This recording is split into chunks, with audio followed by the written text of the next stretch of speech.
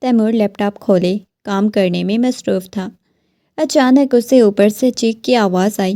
وہ جلدی سے لیپ ٹاپ کو سائڈ پہ کرتا ہوا اٹھ کے اوپر والے پورشن کی طرف گیا جہاں سے منسا کے چلانے کی آواز آ رہی تھی۔ اس نے جا کے ایک دم سے کمرے کا دروازہ کھولا تو سامنے اپنی آنکھوں کے سامنے ہاتھوں کو رکھے بہت بری طرح سے رو رہی تھی۔ کھڑکی کھلی ہوئی تھی جیسے وہاں سے کوئی بھاگ کے گیا تھا۔ منسا کیا ہوا ہے تمہیں؟ منسا کے پاس جیسے ہی وہ گیا تو وہ ایک دم سے روتے ہوئے اس کی گود میں آ کے اس کے سینے سے لگی، بچوں کی طرح پھوٹ پھوٹ کے رونے لگی۔ منسا بچے آپ کو کیا ہوا ہے؟ وہ دھیرے دھیرے منسا کی پشت کو سہلاتا ہوا اسے پوچھنے لگا۔ وہ وہاں پہ کوئی آیا تھا، وہ مجھے مارنے کی کوشش کر رہا تھا، اس نے میرا گلا دبایا۔ وہ اپنا گلا دکھانے لگی تھی جہاں پہ بہت زیادہ نشان بنے ہوئے تھے۔ اس کے چلانے کی آواز سن کے حاکم صاحب بھی کمرے میں آ گئے جن کے چہرے پہ سنجیدگی چھائی ہوئی تھی۔ منسا کو یوں تیمور کی گود میں بیٹھا دیکھ کے حاکم صاحب کی پیشانی پہ بل نمودار ہوئے۔ کیا ہوا ہے اس کو؟ تیمور اسے اپنی گود سے نکالنے کی کوشش کرنے لگا مگر وہ چپک کے اس کے ساتھ بیٹھی ہوئی تھی۔ وہ کوئی تھا، وہ پھر آ جائے گا، مجھے چھوڑ کے مت جائیے گا پلیز۔ اس کی گردن میں اپنا چہرہ چھپاتے وہ پھوٹ پھوٹ کے رو رہی تھی۔ منسا بچے کوئی بھی نہیں آئے گا، پلیز دور ہو جائیں۔ وہ اپنے باپ کے سامنے شرمندہ شرمندہ سا نظر آ رہا تھا کیونکہ منسا کوئی اتنی چھوٹی بچی بھی نہیں تھی جو یوں اس کی گود میں چپک کے بیٹھی ہوئی تھی۔ اس نے آہستگی سے اسے خود سے الگ کیا۔ شاید کوئی کمرے میں آیا تھا بابا جان جس نے منسا کی جان لینے کی کوشش کی ہے۔ یہ نہیں معلوم کہ کون آیا تھا۔ اچھا ٹھیک ہے، تم ایک کام کرو، وہ نرمی سے بولی تھی۔ اس کی بات سن کے وہ کہنے لگی، جی؟ ایک کام کرو، تم اسے اپنے ساتھ اپنے کمرے میں ہی لیتے جاؤ۔ حاکم صاحب کی طنزیہ انداز میں کی گئی بات پہ تیمور کی پیشانی پہ بل نمودار ہوئے۔ بابا جان آپ کیسی باتیں کر رہے ہیں؟ ایسا کچھ بھی نہیں جیسا آپ سمجھ رہے ہیں۔ وہ میں اچھی طرح سمجھ جاؤں گا۔ وہ کوئی چھوٹی بچی نہیں، 16 سال کی ہے جو یوں چپک کے تمہاری گود میں بیٹھی ہوئی ہے۔ حاکم صاحب نے غصے میں کہا۔ اسے اب کی بار منسا پہ بھی غصہ آیا تھا۔ مجھے آپ کے کمرے میں ہی سونا ہے، مجھے یہاں پہ نہیں سونا، مجھے بہت زیادہ ڈر لگ رہا ہے، پلیز مجھے آپ اپنے کمرے میں ساتھ لے جائیں۔ وہ اس کے گریبان سے پکڑتے ہوئے اس کے سینے میں منہ چھپاتی روتے ہوئے بول رہی تھی۔ خود سے الگ کیا۔ حاکم صاحب کمرے سے باہر جا چکے تھے۔ وہ ابھی تک بھی اس کے ساتھ چپک کے بیٹھی ہوئی تھی۔ چلے ٹھیک ہے، آپ یہاں پہ سو جائیں، میں صوفے پہ بیٹھا ہوا ہوں، میں اپنا لیپ ٹاپ اٹھا کے لاتا ہوں۔ نہیں، آپ کہیں بھی نہیں جائیں گے۔ اسے دبوچ لیا تھا منسا نے۔ شاید وہ بہت زیادہ ڈری ہوئی تھی۔ اس کی گردن کے پاس نشان بنا ہوا تھا جہاں سے اس کا گلا دبایا تھا۔ اسپات میں سر ہلایا، کمبل کو اپنے ہاتھوں میں دبوچتے ہوئے وہیں پہ بیٹھ گئی۔ کافی وقت بعد تیمور کمرے میں آیا۔ اس کے ہاتھ میں لیپ ٹاپ تھا۔ وہ لیپ ٹاپ کھولے دوبارہ سے اپنے کام میں مگن ہو گیا۔ سردار تیمور خان زادہ، بھرپور وجاہت والا مرد، اس چھوٹی سی بچی کی تکلیف پہ وہ اتنا زیادہ پریشان ہو گیا تھا مگر ابھی تک بھی وہ اس کے لمس کو اپنے اوپر محسوس کر رہا تھا۔ بار بار اس کی نگاہیں اس بچی کے وجود پہ جا رہی تھی جو بیڈ پہ اب سونے کی کوشش کر رہی تھی۔ کبھی ایک طرف کروٹ لیتی تو کبھی دوسری طرف۔ کافی وقت بعد وہ نیند کی وادیوں میں چلی گئی۔ تیمور چلتا ہوا اس کے پاس آیا۔ کمبل اس کے اوپر نہیں موجود تھا اور تیمور اس کے حسن سے نگاہیں چرانے کی کوشش کرتا اس کے اوپر کمبل ٹھیک کرتا ہوا باہر چلا گیا تھا۔ اپنے کمرے میں آ کے وہ بیڈ پہ لیٹ گیا۔ آنکھیں بند کی تو بار بار اس کی آنکھوں کے سامنے وہ گھومنے لگی۔ تیمور، تم یہ کیا سوچ رہے ہو اس کے بارے میں؟ فضول کی سوچیں اپنے دماغ سے نکالو۔ اگلے ہفتے تمہاری شادی ہونے والی ہے کسی اور کے ساتھ اور تم ایسی فضول سوچ لے کے بیٹھ گئے ہو۔ اگلی صبح ناشتے کی ٹیبل پہ بیٹھے ہوئے حاکم صاحب کہنے لگے، تیمور، میں نے ایک فیصلہ کیا ہے، تمہارے نکاح کا فیصلہ۔ وہ کہنے لگا، ہاں بابا جان، جب اگلے ہفتے شادی ہے تو نکاح پہلے کروا دیں، اس سے مجھے کوئی مسئلہ نہیں۔ تمہارا نکاح دانیہ کے ساتھ نہیں بلکہ میں منسا کے ساتھ کروانا چاہتا ہوں۔ یہ سن کے اس کا دماغ گھوم گیا تھا، اس کے ہاتھ رک گئے کہ کیا مطلب ہے بابا جان؟ آپ میرا نکاح منسا کے ساتھ کروانا چاہتے ہیں؟ مجھے اس چیز کی سمجھ نہیں آئی، آپ کہنا کیا چاہتے ہیں؟ تیمور خان زیادہ سنجیدگی سے بولا، دیکھو بیٹا، وہ میری بھتیجی ہے، میرے بھائی کی بیٹی ہے، اسے اس ماحول کی عادت نہیں۔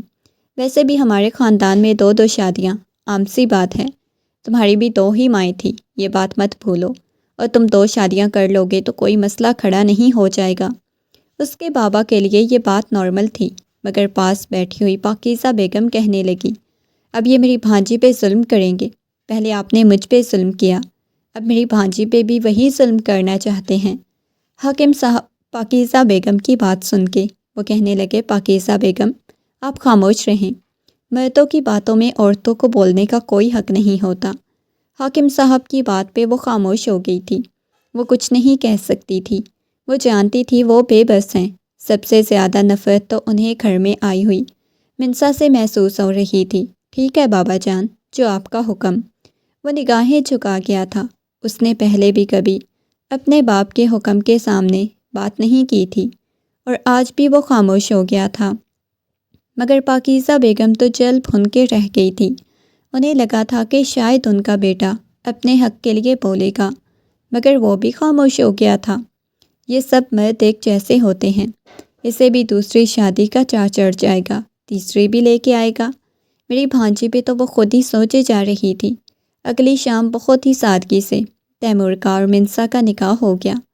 اس بارے میں حاکم صاحب نے کسی کو بتانے سے منع کیا تھا، یہ بات گاؤں تک بھی نہیں جانی چاہیے کہ سردار تیمور خان زادہ کا نکاح ہو چکا ہے۔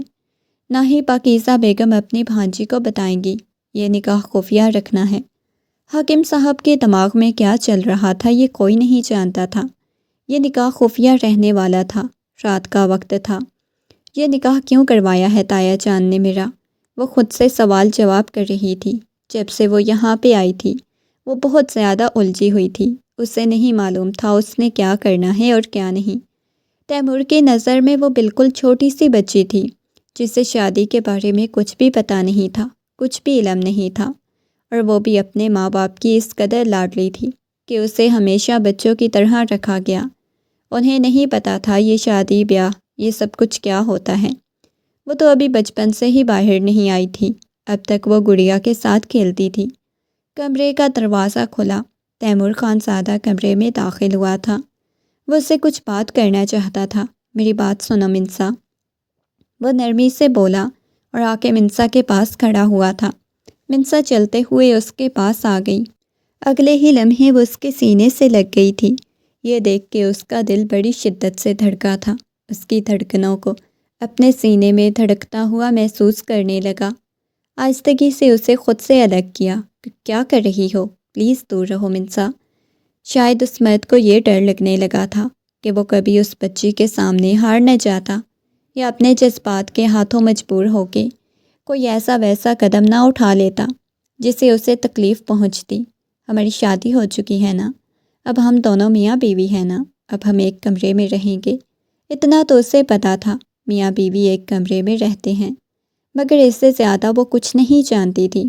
وہ کہنے لگا، نہیں، ابھی ہم ایک کمرے میں نہیں رہ سکتے، کیونکہ ابھی صرف ہمارا نکاح ہوا ہے، رخصتی نہیں ہوئی۔ اس وجہ سے یہ بات اپنے دماغ سے نکال دو کہ تم میرے کمرے میں رہو گی، لیکن یہاں پہ تو مجھے بہت زیادہ ڈر لگتا ہے تیمور۔ یہ کہتے ہوئے وہ تیمور کے بازو سے لپٹ گئی، اور وہ لڑکی مکمل طور پہ تیمور کو بہکانے کی کوشش کر رہی تھی۔ تیمور کو ایسا محسوس ہو رہا تھا وہ بس چھوٹے بچوں کی طرح اس کے ساتھ چپکی جا رہی تھی۔ منسا، مجھے آپ سے کچھ بات کرنی ہے، یہاں پہ بیٹھو۔ وہ اسے صوفے پہ بٹھا چکا تھا۔ آپ کو پتہ ہے میری اگلے ہفتے شادی ہے۔ کیا مطلب شادی ہے؟ آپ کی تو مجھ سے شادی نہیں ہوئی۔ نہیں، آپ سے شادی نہیں ہوئی، آپ سے صرف نکاح ہوا ہے۔ آپ نے اس نکاح کے بارے میں کسی کو نہیں بتانا۔ کیوں نہیں بتانا؟ بس آپ کے تایا جان نے منع کیا ہے، تو آپ نے اس نکاح کے بارے میں کسی کو نہیں بتانا، وعدہ کریں۔ اوکے ٹھیک ہے، لیکن وعدہ آپ مجھے اپنے کمرے میں سلائیں گے نا؟ آج کی رات سلا دوں گا، لیکن اس کے بعد نہیں، ایک بیڈ پہ، وہ مسکراتے ہوئے بولی تو وہ حیرت سے اس کی طرف دیکھنے لگا۔ آپ کو پتہ ہے شادی کیا ہوتی ہے؟ وہ نفی میں سر ہلانے لگی۔ یہی ہوتے ہیں نا، میاں بیوی اکٹھے رہتے ہیں، مل کے کھاتے پیتے ہیں اور ان کے بچے ہوتے ہیں۔ اور اس کی یہ معصومانہ بات سن کے تو تیمور کا اپنا چہرہ شرم سے لال سرخ ہو گیا تھا، مگر اس کی بات سن کے وہ کہنے لگا ہاں بس یہی شادی ہوتی ہے، میرے کمرے میں تم نہیں رہو گی، جب تمہاری رخصتی ہوگی پھر تم میرے کمرے میں آؤ گی، اچھا اس سے پہلے کوئی اور آپ کے کمرے میں آ جائے گی۔ وہ 16 سال کی تھی، مگر اسے ایسے لگ رہا تھا جیسے وہ کسی 5 سال کی بچے کے ساتھ بات کر رہا ہو۔ کیا کوئی 21ویں صدی کی 16 سال کی لڑکی اتنی بے وقوف ہو سکتی ہے؟ اس چیز پہ اسے حیرت ہو رہی تھی۔ اس کے کمرے میں آ گئی، دوسری طرف کروٹ لے کے سو چکا تھا، آنکھیں بند کیے۔ صبح اس کی آنکھ کھلی تو منسا اس کے بازوؤں کے حصار میں سو رہی تھی۔ وہ ایک دم سے اٹھا تھا۔ منسا اٹھو اور آپ اپنے کمرے میں چلی جائیں۔ اس نے آہستگی سے گال کو تھپکا تھا، مگر وہ اس کے ساتھ چپکی سو رہی تھی۔ اس نے آہستگی سے منسا کی گال کو تھپ تھپایا۔ منسا پلیز آپ اپنے کمرے میں چلی جائیں۔ وہ خود اٹھ کے بیٹھ گیا تھا، اسے کچھ بھی سمجھ نہیں آ رہی تھی۔ کافی وقت بعد منسا کو اٹھانے میں کامیاب ہو گیا، اسے اپنے کمرے میں بھیج دیا۔ اپنے کمرے میں آتے ہی بیڈ پہ گرنے والے انداز میں لیٹی اور دوبارہ سے سو گئی۔ جب دروازے پہ بہت زور سے دستک ہوئی، دروازہ کھلا اور سامنے پاکیزہ بیگم کھڑی ہوئی تھی۔ غصے میں کہنے لگی مہارانی اٹھ بھی جاؤ، ابھی تک سو رہی ہو؟ شادی والا گھر ہے، گھر میں شادی کی تیاریاں زور و شور سے چل رہی تھیں، مگر نہ جانے کیوں تیمور کو لے کے اس کے جذبات بدلنے لگے تھے۔ آج کل وہ بہت عجیب سا محسوس کرنے لگی تھی۔ آدھی رات کو منسا بیڈ پہ لیٹی ہوئی تھی، اچانک سے کمرے کی لائٹ آف ہو گئی تو وہ ہڑبڑا کے اٹھی۔ گھر میں بہت زیادہ مہمان آئے ہوئے تھے، مگر اس کا دل بہت زیادہ گھبرا رہا تھا۔ باہر مہندی کا فنکشن چل رہا تھا، اچانک اس کے کمرے کی لائٹ کیوں بند ہو گئی تھی؟ وہ کپ کپاتی ہوئی آواز میں کہنے لگی کون ہے کمرے میں؟ کون ہے؟ کوئی چلتا ہوا اس کے قریب آ رہا تھا۔ وہ ڈرنے لگی، اپنے کانوں پہ ہاتھ رکھتے ہوئے وہ چیخیں مارنے لگی۔ تیمور جو کسی کام سے گھر کے اندر آیا تھا، اس کی چیخوں کی آواز سن کے ایک دم سے کمرے میں داخل ہوا۔ اس نے جیسے ہی کمرے کی لائٹ آن کی، کوئی نقاب پوش کھڑکی سے جاتا ہوا نظر آیا۔ تیمور جلدی سے اس کے پاس آیا۔ کیا ہوا ہے؟ تم ٹھیک ہو؟ محبت بھرے انداز میں پوچھا۔ وہ نفی میں سر ہلاتی ہوئی تیمور کے سینے سے لگ گئی۔ مجھے ڈر لگ رہا ہے بہت زیادہ، وہ کوئی آیا تھا، مجھے یہاں سے لے جائیں، پلیز مجھے بچا لیں۔ وہ روتے ہوئے اس کے سینے سے لگی ہوئی تھی۔ کوئی بھی نہیں، رونا بند کرو۔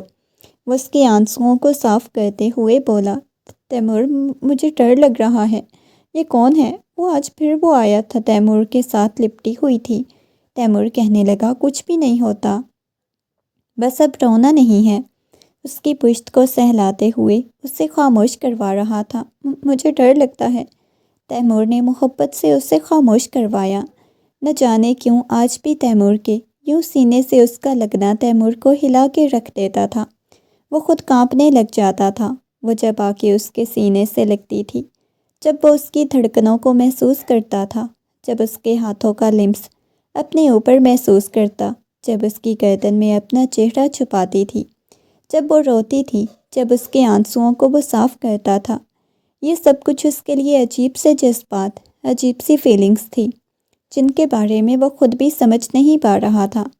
بیٹا باہر مہندی کا فنکشن چل رہا ہے اور تم یہاں اسے سینے سے لگائے بیٹھے ہو۔ پاکیزہ بیگم نے غصے میں اس کی طرف دیکھا، دروازے کے پاس کھڑی اس سے پوچھنے لگی نہیں مما، شاید اس کی طبیعت نہیں ٹھیک، وہ نرمی سے بولی تھی، اس وجہ سے کمرے میں آیا۔ آپ پلیز جائیں، میں کچھ دیر میں آتا ہوں۔ وہ اس بات میں سر ہلاتی ہوئی وہاں سے چلی گئی۔ آپ اب چلے جائیں گے؟ ہاں ٹھیک ہے، شاباش، آپ بھی جلدی سے ریڈی ہو کے نیچے آ جائیں۔ میں دیکھ رہا تھا کہ آپ نیچے نہیں تھی، اس وجہ سے میں آپ کو بلانے آیا تھا۔ اوکے ٹھیک ہے، آپ یہاں پہ رکو، میں اچھا سا ریڈی ہوتی ہوں، آپ یہاں پہ بیٹھو۔ وہ اپنا ڈریس اٹھاتی ہوئی چینجنگ روم کی طرف چلی گئی۔ کافی وقت بعد وہ چینج کر کے آئی۔ یہ پیچھے سے بند کرے۔ وہ اپنے بال آگے کرتے ہوئے بولی تھی۔ وہ پیچھے سے اس کے لگے ہوئے ٹسل بند کرنے لگا تھا، اس کی گردن کے پاس بنے ہوئے تل کو دیکھنے لگا۔ نہ جانے کیوں اس کا جی چاہا کہ وہ اس تل پہ بوسہ دے، مگر اپنی سوچوں کو جھٹکتا ہوا کہنے لگا، کیا ہو گیا ہے؟ اس نے ہلکی ہلکی لپسٹک لگائی ہوئی تھی، ہلکا ہلکا میک اپ کیا ہوا تھا۔ اس وقت وہ مکمل لڑکی لگ رہی تھی۔ وہ سر سے پیروں تک اسے دیکھ رہا تھا، مگر اگلے ہی لمحے اسے نگاہیں چراتا وہ کہنے لگا، چلے آ جائیں۔ وہ اس کے ساتھ باہر آئی تھی اور وہ اتنی خوبصورت لگ رہی تھی۔ اس کے گولڈن بال جو شولڈر تک کٹے ہوئے تھے، اس کی آنکھوں میں ایک عجیب سی چمک اتری ہوئی تھی۔ وہ اس کے ساتھ آئی تھی اور شاید پہلی لڑکی تھی جو اپنے شوہر کی شادی میں شرکت کر رہی تھی۔ اسے اندازہ بھی نہیں تھا کہ بعد میں اسے یہی تیمور کی شادی کتنی تکلیف دینے والی ہے۔ سارے فنکشن میں وہ ہنستی مسکراتی رہی، جب تیمور کی ایک کزن کہنے لگی، اب تیمور بھائی آپ غصہ کر کے دکھائیے گا، آپ کی بیگم آ جائے گی نا، اب آپ پہلے کی طرح غصہ کیجیے گا۔ وہ اس کے تایا جان کی بیٹیاں تھیں جو دوسری حویلی میں رہتی تھی، اب اس کے ساتھ ہنسی مذاق کر رہی تھی۔ ان کی باتیں سن کے بے ساختہ ہی منسا کے لبوں پہ پھیلی ہوئی مسکراہٹ سکڑنے لگی تھی۔ منسا تم ہمارے گھر کیوں نہیں آتی؟ ہماری طرف بھی آیا کرو۔ لگتا ہے تمہیں تایا جان زیادہ اچھے لگتے ہیں جو ہماری طرف نہیں آتی، اس کی کزن نے ہنستے ہوئے کہا، تو وہ کہنے لگی آؤں گی آپ کی طرف بھی کسی دن۔ وہ زبردستی مسکرا رہی تھی مگر اس کی آنکھوں میں نمی تیرنے لگی۔ بالکل منسا تو بچوں جیسی لگتی ہے نا۔ فنکشن ختم ہونے کے بعد ساری کزنس آ کے لاؤنج میں بیٹھی ہوئی تھی، ان کے درمیان آ کے منسا بھی بیٹھ گئی، ان کے ساتھ باتیں لگی ہوئی تھی۔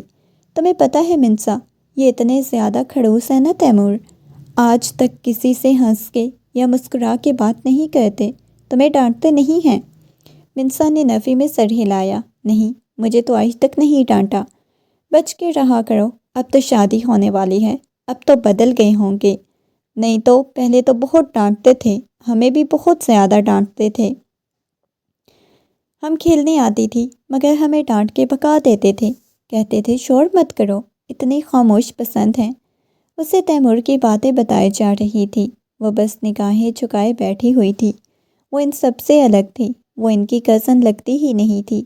وہ شہر میں رہنے والی تھی، اس کے بابا جان کا شہر میں بزنس تھا۔ ایکسیڈنٹ میں ماما بابا کے انتقال کے بعد اس کے تایا جان اسے لے کے آ گئے تھے۔ وہ بہت خاموش تھی، واپس کمرے میں آ گئی۔ تیمور نوٹ کر چکا تھا، وہ کافی زیادہ اداس ہے۔ اس کے کمرے میں جاتے ہی اس کے پیچھے آیا اور کہنے لگا، کیا ہوا ہے؟ سب کے ساتھ آپ نے باتیں کیوں نہیں کی؟ مسکرائی کیوں نہیں؟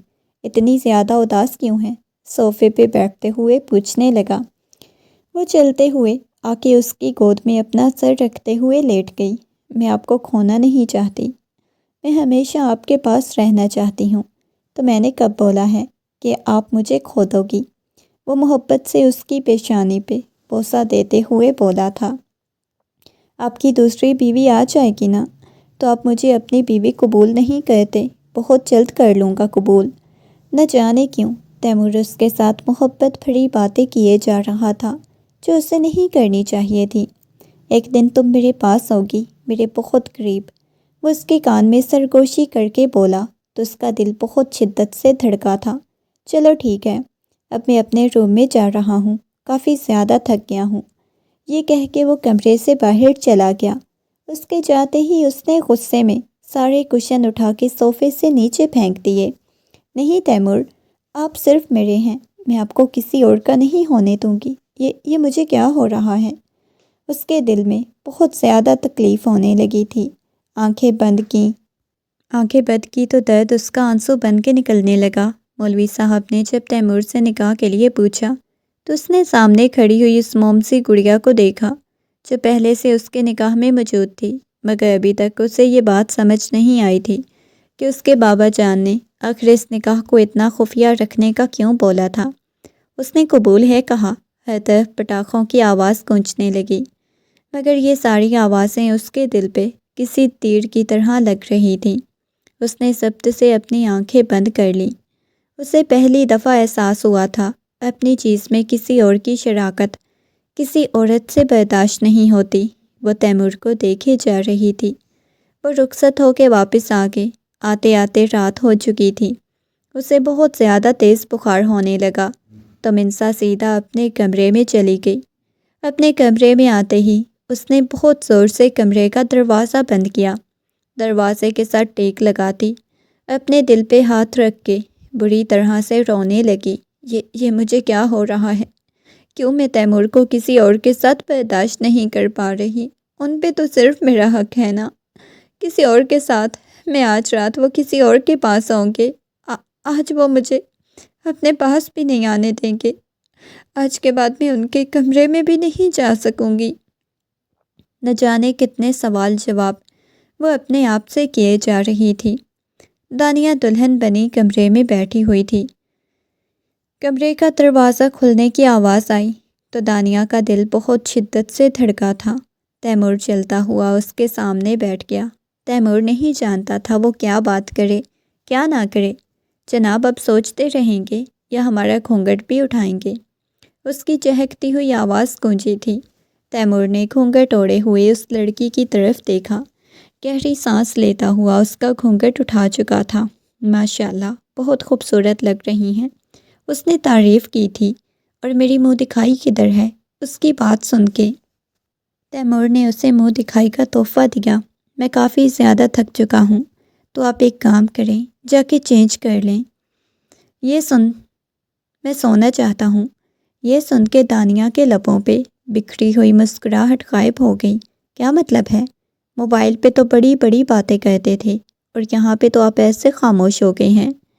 یہ رات سونے کے لیے نہیں ہوتی۔ وہ معنی خیز بات کر گئی تھی۔ اس کی بات سن کے تیمور کی پیشانی پہ بل نمودار ہوئے۔ میں نے بولا ہے کہ میں تھکا ہوا ہوں، تو آپ کو اپنی تھکاوٹ پہلے اتارنی چاہیے تھی نا۔ میں کچھ نہیں جانتی، مجھے تو آج آپ کے ساتھ بہت ساری باتیں کرنی ہیں۔ میں نے کتنا انتظار کیا تھا ان لمحات کے لیے۔ وہ مسکراتے ہوئے آہستگی سے اس کے قریب ہوئی تھی، اس کے کندھے پہ سر رکھتے ہوئے اپنا منہ اس کی گردن میں چھپا گئی۔ میں نے اس دن کے لیے بہت انتظار کیا، آپ سوچ بھی نہیں سکتے میں آپ سے کتنی زیادہ محبت کرتی ہوں۔ وہ اس کے کانوں میں سرگوشیانہ انداز میں کہہ رہی تھی۔ اس کی ایسی بے باک حرکت پہ بھی نہ جانے کیوں تیمور کا دل نہیں دھڑکا تھا۔ کیا آپ مجھے میرا حق نہیں دیں گے آج کی رات؟ وہ عجیب انداز میں اسے پوچھ رہی تھی۔ اس کی بات سن کے وہ کہنے لگا، پلیز میں فی الحال کسی قسم کی کوئی بات نہیں کرنا چاہتا۔ آپ بھی آرام کریں، آپ بھی تھکی ہوئی ہوں گی۔ میں تو بالکل بھی نہیں تھکی ہوئی۔ یہ کہتے ہوئے اس کے گریبان سے پکڑتے ہوئے اس کے چہرے کو دیکھنے لگی تھی۔ اگلے ہی لمحے وہ آنکھیں بند کرتی خود ہی اس کے قریب ہوئی اور وہ شخص اسے خود سے دور دھکا دے گیا۔ کیا مسئلہ ہے؟ آپ کو سمجھ نہیں آتی میں نے آپ کو کیا بولا ہے؟ تیمور اب کی بار چلایا اور یہ دیکھ کے دانیہ کی پیشانی پہ بل نمودار ہوئے۔ سیدھا بتائیں، آپ میں ہمت ہی نہیں ہے یا پھر اس قابل ہی نہیں ہے کہ مجھے میرا حق دے سکیں؟ وہ غصے میں چلاتے ہوئے بولی۔ اور یہ سن کے تو مزید تیمور کا دماغ گھوم گیا تھا۔ اس کے منہ سے ایسی بے باک بات کی امید نہیں کر سکتا تھا۔ غصے میں کہنے لگا، دیکھو فضول میں میرا دماغ خراب کرنے کی کوئی ضرورت نہیں ہے۔ ہاں تو بس اس کا یہی مطلب ہے کہ آپ میرے پاس آ نہیں سکتے، تو آپ میں اتنی ہمت ہی نہیں کہ آپ مجھے میرا حق دیں۔ یہ سن کے تیمور غصے میں اس کے پاس آیا۔ آپ کو آپ کا حق چاہیے، ابھی دیتا ہوں۔ یہ کہتے ہوئے وہ اس کے پاس آیا اور تیمور کو یوں غصے میں اپنے قریب آتا ہوا دیکھ کے وہ کہنے لگی، خبردار، جو میرے پاس آنے کی کوشش کی ہاتھ بھی نہیں لگانے دوں گی۔ آپ کو تو اپنا حق چاہیے تھا نا۔ یہ کہتا ہوا اس کے پاس آ گیا۔ وہ ضبط سے اپنی آنکھیں بند کرتے ہوئے پیچھے ہو چکی تھی۔ وہ سوچ بھی نہیں سکتی تھی تیمور اس کے ساتھ ایسا کرے گا۔ میں آپ کو بہت اچھی ڈیسنٹ لڑکی سمجھ رہا تھا، مگر جیسی گری ہوئی بات آپ نے کی ہے، میں کبھی آپ سے ایسی امید نہیں کر سکتا تھا۔ اب سزا بھگتنے کے لیے تیار ہو جائیں۔ یہ کہتے ہوئے وہ اپنی شیروانی کے بٹن کھولتے اس نے شیروانی اتار کے دور پھینکی۔ وہ نفی میں سر ہلاتے ہوئے پیچھے ہونے لگی۔ خبردار، جو آپ نے میرے پاس آنے کی یا مجھے چھونے کی کوشش کی۔ ایک مرد کی مردانگی کو للکارنے کے بعد تم کہہ رہی ہو کہ میں تمہارے پاس آنے کی بھی کوشش نہ کروں؟ بہت اچھے میڈم۔ یہ کہتے ہوئے وہ دانیہ کے اوپر جھکا۔ دانیہ نے اسے خود سے دور کرنا چاہا۔ نیکسٹ پارٹ کے لیے چینل کو سبسکرائب کریں۔ اچھے رسپانس پر ہی اگلا پارٹ اپلوڈ کیا جائے گا۔